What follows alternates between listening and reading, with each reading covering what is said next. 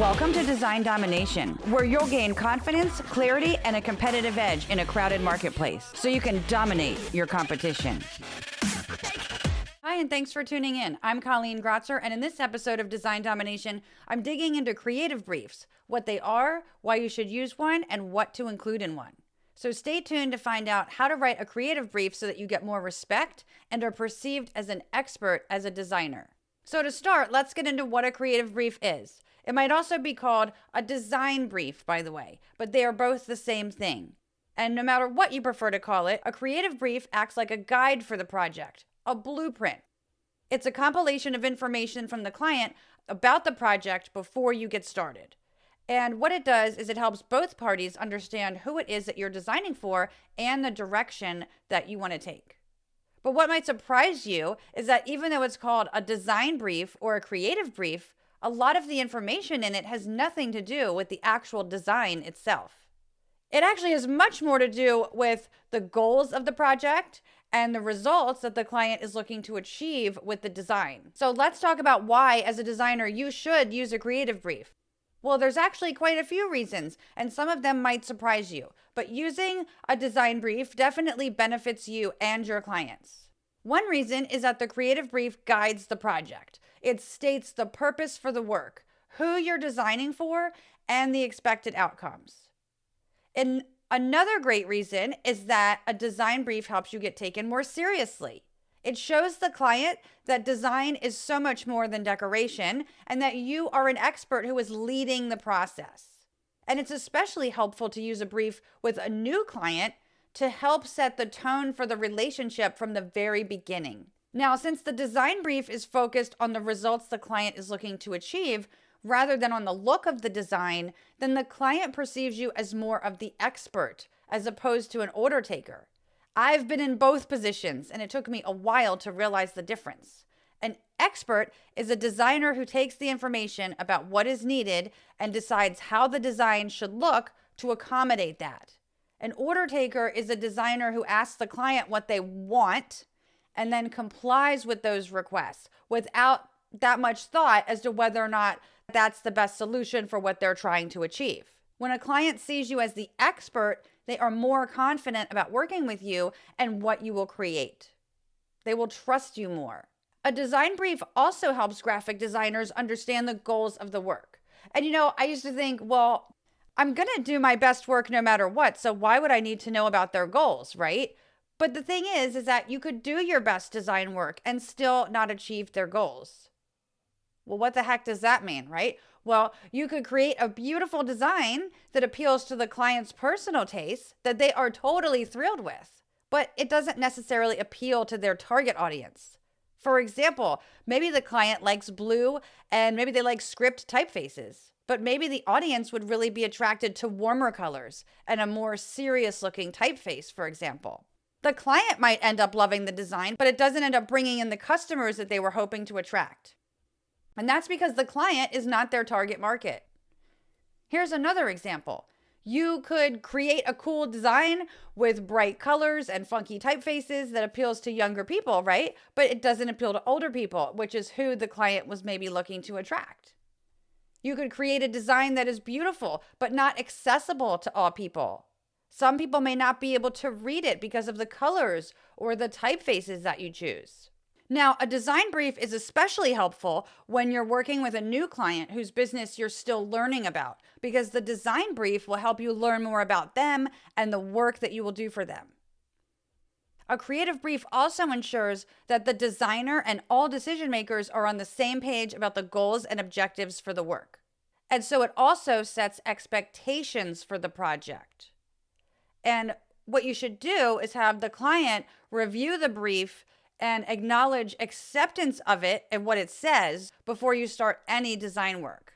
And again, this is even more important when working with a new client, especially one who may have never worked with a designer. Having this clear communication and setting expectations is going to help prevent potential problems related to the design, the scope, the deadline, and so forth. But also, if you work with another designer or a subcontractor on the project, a design brief also prevents you from having to repeat project information all over the place. You've already put it together in a single document that you can then send off to them to review. A design brief also keeps things objective. So I mentioned earlier about clients' tastes, their personal tastes. Well, it's not about the client's personal tastes or yours when it comes to the design direction. It's about what is going to help them reach their target audience and accomplish their goals. So it's helpful to have a design brief in place when you encounter a client who later questions your design choices and wants something just because they like it, for instance. You can simply point them to the creative brief to remind them of the objectives for the project, rather than having to try to convince them why their personal opinion may not matter. A design brief also keeps things on course. It helps prevent scope creep. And if you don't know what scope creep is, that's like a designer's worst nightmare. It is when the scope of the project isn't necessarily well defined. So it's unclear when something should be included as part of the work or if it should be charged in addition to the work. If you don't specify the number of hours or rounds of revisions that a client gets, you could be making revisions for months on end until they just decide that they're happy, if that ever even happens. Or maybe the client just keeps adding on to the project. What started off as a small brochure website, for instance, has now become a website with all kinds of additional functionality. Preventing scope creep goes a long way in keeping a project on track and profitable. Now, a design brief will also help you create an estimate or a proposal for a client. You're gathering enough information up front for that estimate or proposal, but you're also understanding the project better and the client's needs. And you may even potentially recommend something more to them in order to help them get better results from what they initially proposed doing. And better yet, you can price by the results they expect to get, not on the deliverables. So in other words, you can price by the value, not the thing it is that you're creating. And by that, I mean, how many more sales will they get from having more targeted branding? How much are they saving by having a freelance designer than hiring someone in-house to handle all their design needs? And how much time will they save updating their website because of the custom website work you did for them? These are just some things to think about. Okay, the next thing is that creating a design brief also instills confidence in the client because it helps you lead the process and the conversation. And this goes back to what I was saying about positioning yourself as an expert. And as a result, you will be more confident too because you have a process for the initial conversation. Plus, though, when you go back to present your design work to the client, you can point back to the creative brief. If you've paid attention to that throughout the design process, you should be more confident about what you've created and how they will receive it. Everyone already agreed to the design brief by that point, so nothing should be a surprise. Now, you'll want to refer to the design brief in the beginning of the project while you're designing and also before presenting the work to the client. Okay, so how do you write a creative brief? Well, a client may provide a creative brief, but it may not include all of the necessary information. So I recommend that you create one and do it at the start of the process. And this also puts you in the driver's seat, not them. So you can create a design brief by either having the client fill out a form, sending them the questions via email, or better yet, gathering all of that information from a meeting with them. And that lets you have a conversation and it's a more personal feel. And it also means the client can't just go put it off like they can with a form or an email. If you have an actual meeting with them, it will just get done. Okay, so let's go over some of the things to include in a design brief. Okay, one is the client goals. So in other words, what is the reason behind this design? What do they want it to do? How do they want to come across?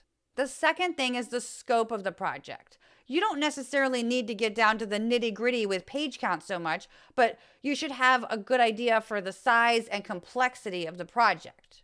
The third thing you want to include is details about the target audience, such as their age, gender, education level, income, likes and dislikes, and their geographic area. And this is so you know who you're designing for. You also want to include details about the client's position in the marketplace. What is their brand about? How are they different from their competitors? And then what are the budget and time frame for the project? Now, the client might also have certain preferences for how something should look, such as, maybe it should be in line with their brand, or it should look cohesive with a certain set of marketing materials for a product line. Maybe they don't want to use stock illustrations and they only want to use photos. Maybe they don't want to use any stock imagery at all. Maybe they require that a certain website platform be used, or they have specific apps that they have to integrate with.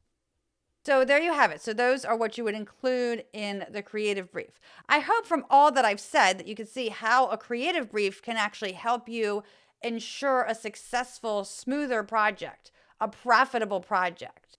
Let me know how it works out for you when you decide to use a creative brief. Now, if you want another way to stand out as the trusted expert, or you just want to be more confident about talking to the client and what questions to ask them and when, and how to write a proposal, check out the Brand Identity Builder at creative-boost.com/BIB.